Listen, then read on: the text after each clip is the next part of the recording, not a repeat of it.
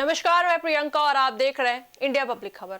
आज संसद के उच्च सदन यानी राज्यसभा में सियासी माहौल उस वक्त गर्मा गया जब सत्ता पक्ष और विपक्ष के शीर्ष नेताओं के बीच तीखी नोकझोंक देखने को मिली। मुद्दा था लोकतंत्र, चर्चा और भारत अमेरिका व्यापार समझौता। लेकिन बहस के केंद्र में आ गए राहुल गांधी, जिनका नाम लिए बिना ही उन पर सीधा हमला बोल दिया गया। संसद के नेता जेपी नड्डा और विपक्ष के नेता मल्लिकार्जुन खड़गे के बीच हुई इस बहस ने पूरे दिन संसद की कार्यवाही को चर्चा में ला दिया।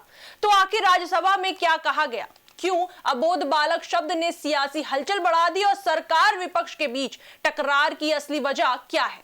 आइए जानते हैं कि पूरा मामला है क्या। दरअसल राज्यसभा में आज कार्रवाई शुरू होते ही माहौल सामान्य नहीं रहा। सत्ता पक्ष और विपक्ष के बीच बहस तेज होती चली गई। इस दौरान जेपी नड्डा तथा विपक्ष के नेता मल्लिकार्जुन खड़गे आमने सामने नजर आए। जेपी नड्डा ने कांग्रेस और खास तौर पर राहुल गांधी पर निशाना साधते हुए कड़े शब्दों का इस्तेमाल किया। हालांकि उन्होंने राहुल गांधी का नाम सीधे तौर पर नहीं लिया, लेकिन उनके बयान का संकेत साफ था। जेपी नड्डा ने कांग्रेस अध्यक्ष मल्लिकार्जुन खड़गे को संबोधित करते हुए कहा, आप हमसे बहुत सीनियर हैं। एक बात मैं जरूर निवेदन करूंगा, अपनी पार्टी को अबोध बालक का बंधक मत बनने दीजिए। इस बयान के बाद सदन में हलचल तेज हो गई। नड्डा ने आगे कहा कि अबोधता और अहंकार का मिश्रण बेहद खतरनाक होता है और कांग्रेस को इस स्थिति से बाहर निकलना चाहिए। उन्होंने आगे यह भी कहा कि पार्टी के अंदर यह बात समझाई जानी चाहिए कि लोकतांत्रिक तरीके से ही सदन को चलना चाहिए, ना कि बार बार बाधा डालकर। जेपी नड्डा ने आगे विपक्ष पर आरोप लगाते हुए कहा कि प्रधानमंत्री नरेंद्र मोदी के नेतृत्व वाली सरकार हर विषय पर चर्चा के लिए पूरी तरह तैयार है।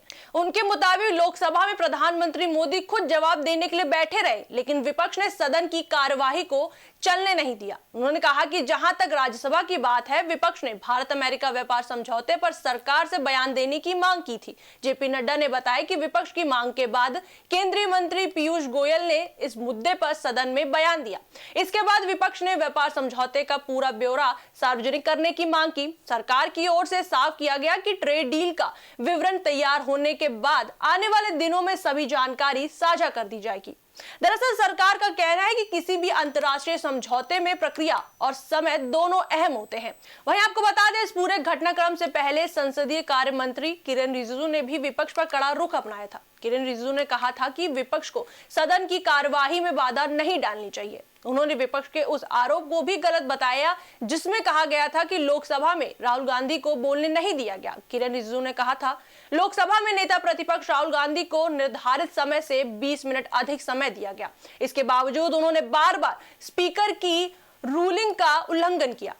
रिजिजू के अनुसार स्पीकर द्वारा बार बार मना करने के बावजूद राहुल गांधी वही बातें दोहराते रहे जिनकी अनुमति नहीं थी। स्पीकर का कहना है कि नियमों के तहत सदन को चलाना जरूरी है और किसी भी सदस्य को नियम तोड़ने की छूट नहीं दी जा सकती।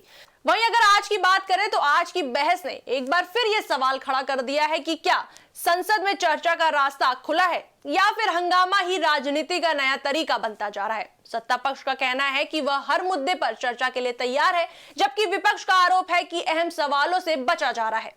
जेपी नड्डा की अबोध बालक टिप्पणी के बाद राजनीतिक बयानबाजी और तेज होने की संभावना है। कांग्रेस इस बयान को आपत्तिजनक करार दे सकती है, वहीं भाजपा इसे विपक्षी कार्यशैली पर सवाल के रूप में पेश कर रही है। राज्यसभा में आज जो कुछ हुआ, ये केवल शब्दों की बहस नहीं थी, बल्कि ये सत्ता और विपक्ष के बीच लोकतांत्रिक मर्यादाओं, चर्चा की सीमाओं और राजनीतिक रणनीति की टकराहट थी। अब देखना होगा कि आने वाले दिनों में भारत अमेरिका व्यापार समझौते पर सरकार क्या विस्तृत जानकारी देती है और क्या संसद में बहस का स्तर फिर से पटरी पर लौट पाता है या नहीं। इस पर आपकी क्या राय है, हमें कमेंट सेक्शन में जरूर बताएं। वीडियो को लाइक करें, शेयर करें और हमारे चैनल को सब्सक्राइब करें।